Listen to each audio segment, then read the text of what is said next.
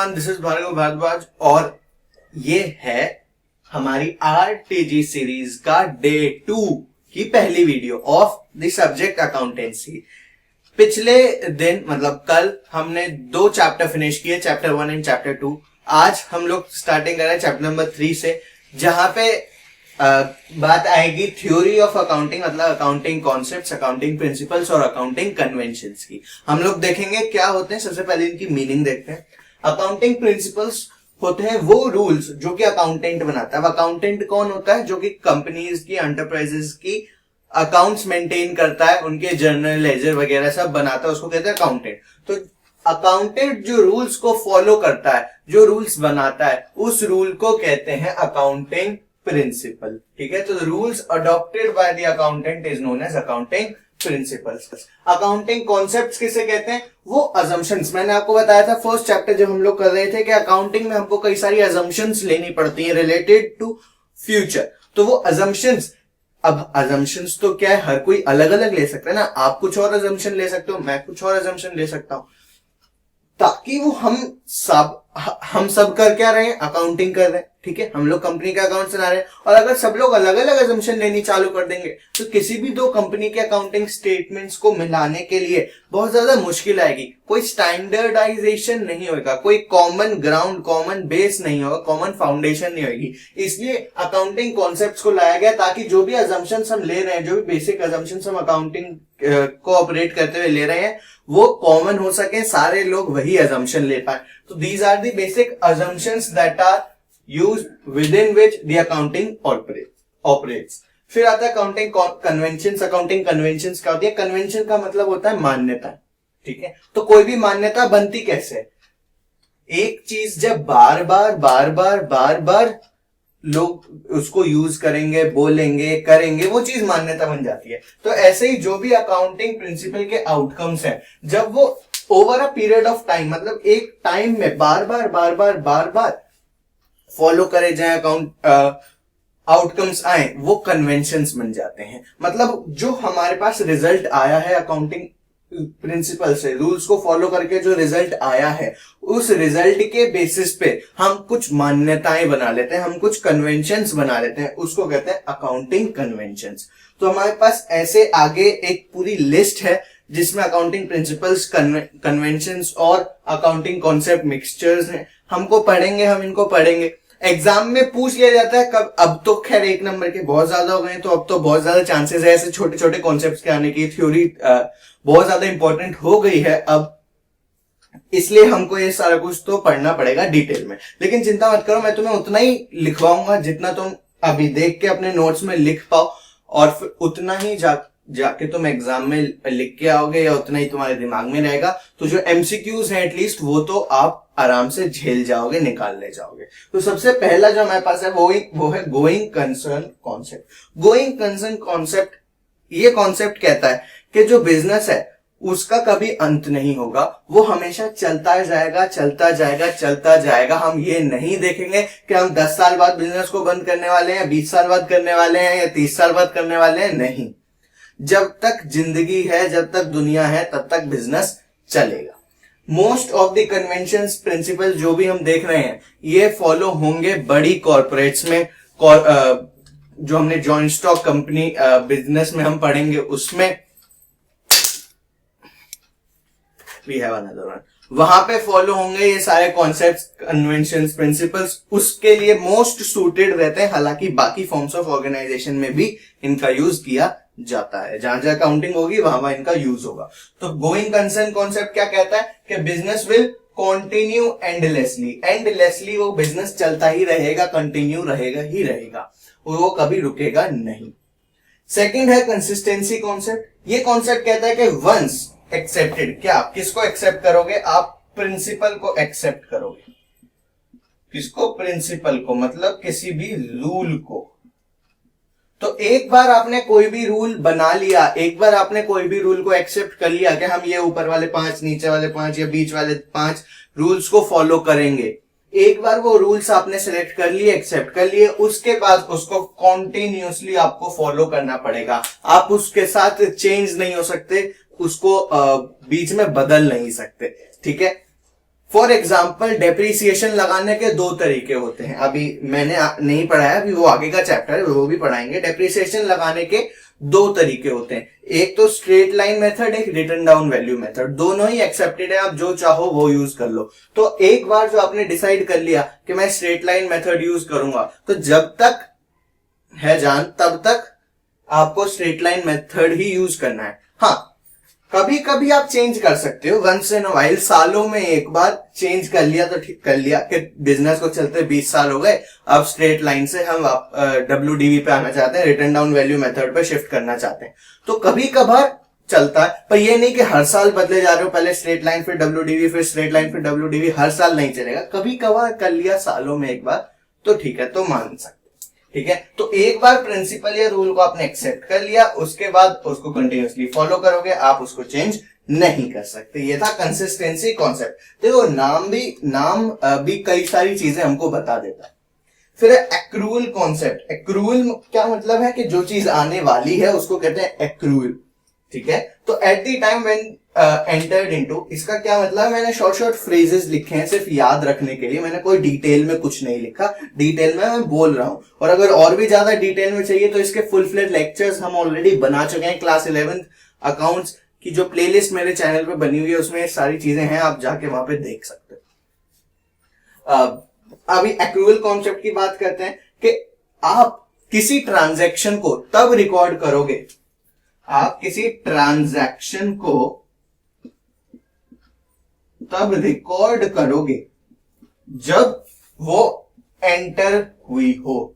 When you enter into the transaction will be recorded once you enter into the transaction and not when you actually receive the cash. For example, sale है, sale आपने आज कर दी कि आज उधारी पे सामान बेच दिया, तो आप अपने बुक्स में आज सेल दिखाओगे।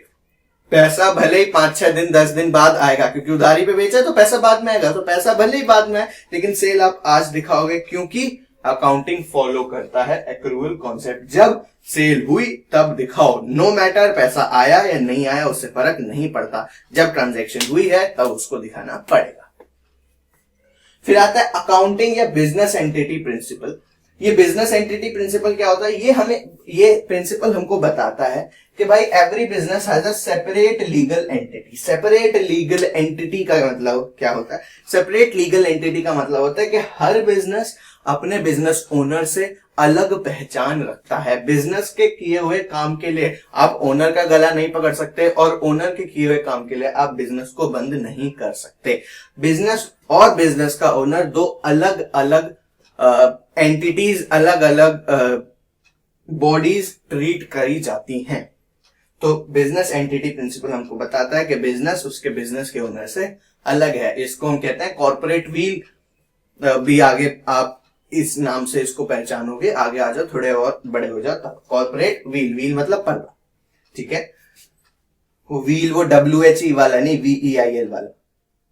नेक्स्ट है money measurement principle. Money measurement principle क्या होता है कि आप सिर्फ उन्हीं ट्रांजैक्शंस को रिकॉर्ड करोगे जिनको आप मेजर कर सकते हो, जिसको आप काउंट कर सकते हो, जिसको आप लिख सकते हो। ठीक है, लिख सकते हो मतलब जिसको आप नंबर्स की फॉर्म में रिप्रेजेंट कर सकते हो। सिर्फ उसी ट्रांजैक्शन को आप रिकॉर्ड करोगे, बाकी किसी ट्रांजैक्शन को आप रिकॉर्ड नहीं करोगे। तो यह मनी मेजरमेंट प्रिंसिपल कि जो मनी की टर्म्स में मेजर हुए सिर्फ वही ट्रांजैक्शंस रिकॉर्ड करी जाएंगी। नेक्स्ट है अकाउंटिंग पीरियड प्रिंसिपल। मतलब हर जो भी लाइफ है एंटरप्राइज की, ठीक है, एंटरप्राइज मतलब कंपनी, तो कंपनी की जो भी लाइफ है उस लाइफ को हम छोटे छोटे पार्ट्स में डिवाइड कर देते हैं। डिवाइडेड इनटू पार्ट्स, हम उसको छोटे छोटे पार्ट्स में डिवाइड कर देते हैं।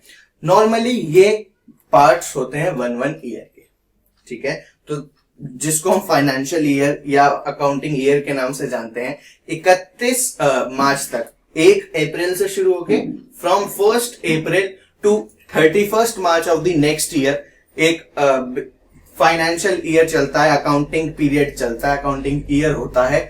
तो पूरी बिजनेस की लाइफ को हम इस एक एक साल के छोटे छोटे पार्ट्स में डिवाइड करते हैं।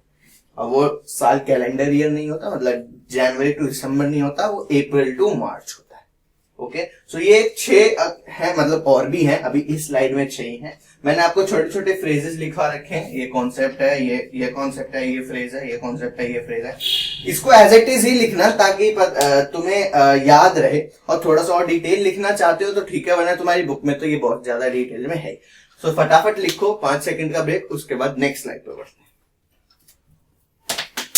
तो अब हमारे पास आते हैं आगे के कॉन्सेप्ट, प्रिंसिपल्स और कन्वेंशंस। सबसे पहला है full disclosure principle. Full disclosure principle क्या होता है? ये होता है complete and significant information of economic affairs. ये कहता है कि भाई साहब, आप जो भी ट्रांजैक्शन को रिकॉर्ड कर रहे हैं उसकी कंप्लीट नॉलेज देंगे, और पूरी सिग्निफिकेंट मतलब जितनी जरूरी है उतनी देंगे, जो भी ऑथेंटिक है, जो भी रियल है वो नॉलेज देंगे। किसकी? इकोनॉमिक अफेयर्स, मतलब बिजनेस ट्रांजैक्शंस की। तो complete and significant information of economic affairs must be provided in the accounting. Second आता है मटेरियलिटी प्रिंसिपल, मतलब ये प्रिंसिपल हमको इंडिकेट करता है रिलेटिव इंपॉर्टेंस ऑफ आइटम या event in reference to decision making. अभी मैं इसको आसान भाषा में समझाता हूं। मटेरियलिटी प्रिंसिपल भाई ये कहता है कि आप जो है वो सारी उन आइटम्स और इवेंट्स को रिकॉर्ड करेंगे, दिखाएंगे अपने बुक्स ऑफ अकाउंट्स में, अपने अकाउंट्स में, जो कि रिलेटिव इंपॉर्टेंस रखते हैं, मतलब जो कि अच्छी खासी इंपॉर्टेंस रखते हैं डिसीजन मेकिंग के प्रोसेस में।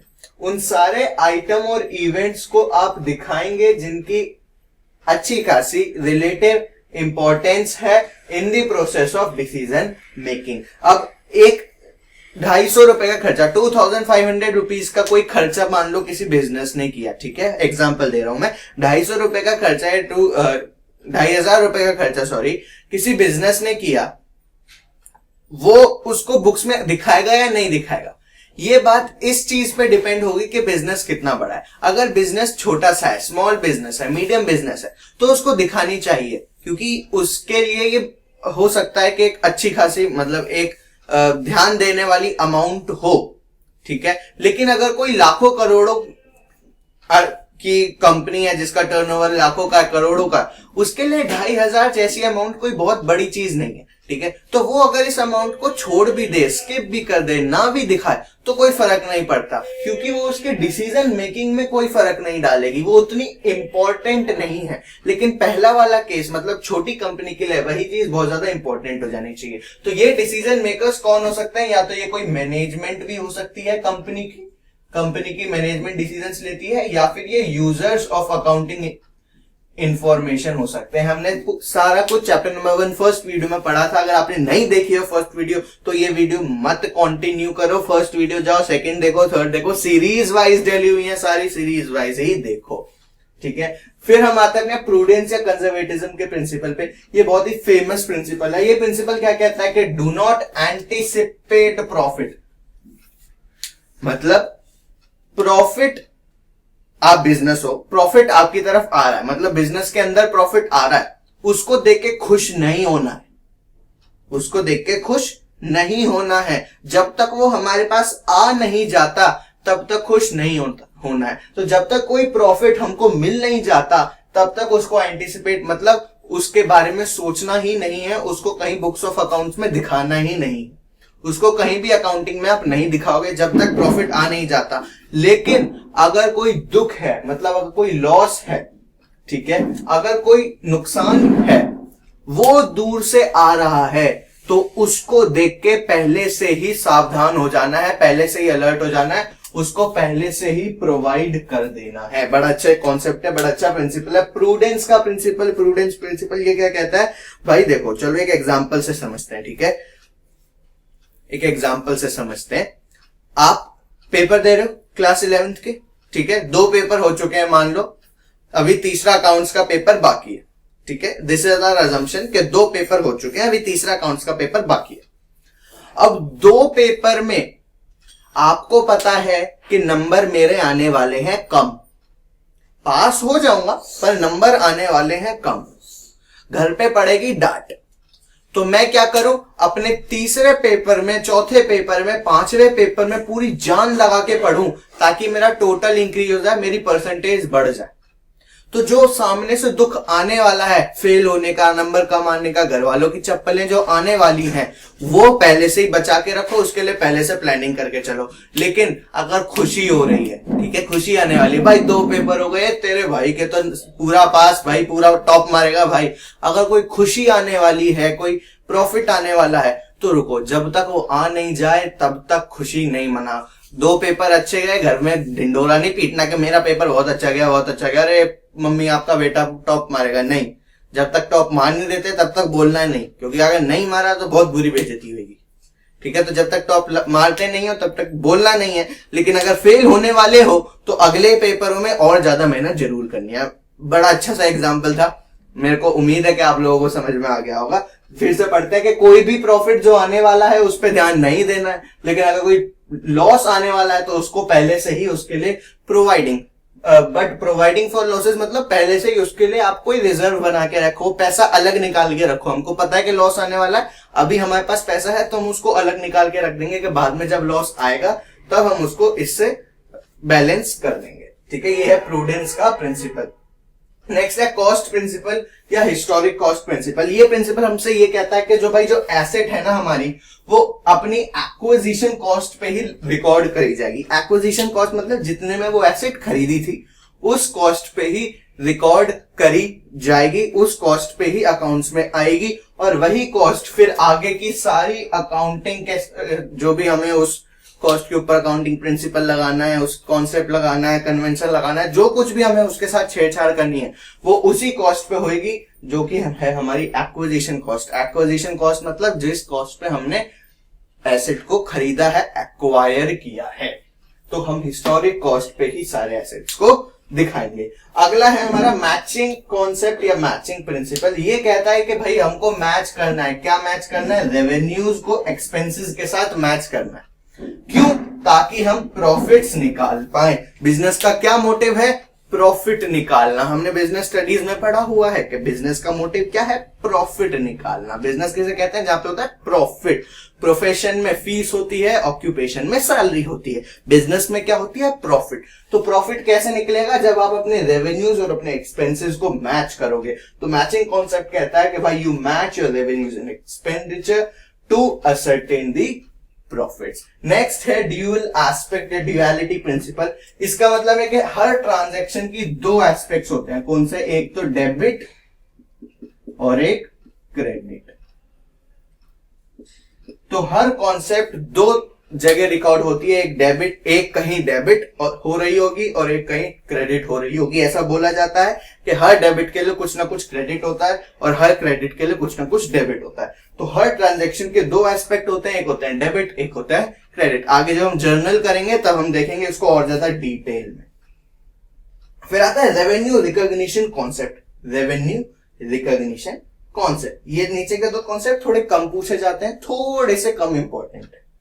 इसका मतलब ये नहीं कि हम इनको इग्नोर करते। रेवेन्यू रिकॉग्निशन कॉन्सेप्ट मतलब ट्रांजैक्शन, जब आप जिस ट्रांजैक्शन में घुस गए, when the transaction is stabilized, तभी आप उसको रिकॉर्ड करो, रेवेन्यू को कंसीडर करो ना। और जब ऑब्लिगेशन बढ़ जाती है तब, मतलब जब आप ट्रांजैक्शन में घुस जाओगे और ऑब्लिगेशन अराइज हो जाएगी, तब हम ये मानेंगे कि भाई रेवेन्यू आ गया। मतलब तब हम ये मानेंगे कि हमारे पास पैसा आ गया।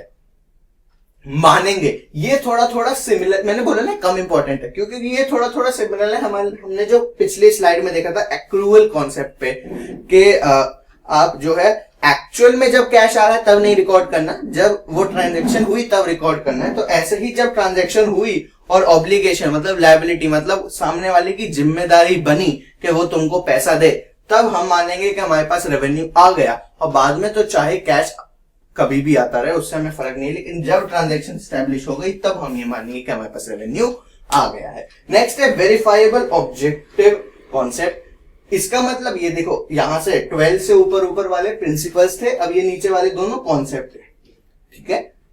तो वेरीफाइबल ऑब्जेक्टिव कॉन्सेप्ट, इसका मतलब ये होता है कि जो भी आप ट्रांजैक्शन रिकॉर्ड कर रहे हो उसका कोई प्रूफ होना चाहिए आपके पास। ये नहीं जो मन आया, जो जैसे मन किया वैसे ट्रांजैक्शन लिख दी, वो रिकॉर्ड कर दिया। It must be free from bias, ने जो मन में आया वो नहीं करना है। हर ट्रांजैक्शन का प्रूफ होना चाहिए आपके पास। अगर लिखा है कि भाई आपने लोन लिया है तो वो लोन के पेपर्स आपके पास होने चाहिए। अगर लिखा है कि सामने वाली जमीन आपकी है तो जमीन के कागजात आपके पास होने चाहिए। तो जो भी ट्रांजैक्शन है वो आपके पास होनी चाहिए। बाकी मैं छोटी छोटी सी बात और बताना चाहूंगा, फिर हम इसको खत्म करेंगे। आई रियलाइज कि बहुत छोटी वीडियो है, आपके लिए अच्छा है, चैप्टर ज्यादा लंबा नहीं है, ठीक है। तो अब नेक्स्ट जो हमारे पास कॉन्सेप्ट आ रहा है, लिखने कुछ नहीं है, बस बैठकर आप जो सुन लो, वो है अकाउंटिंग स्टैंडर्ड्स का कॉन्सेप्ट।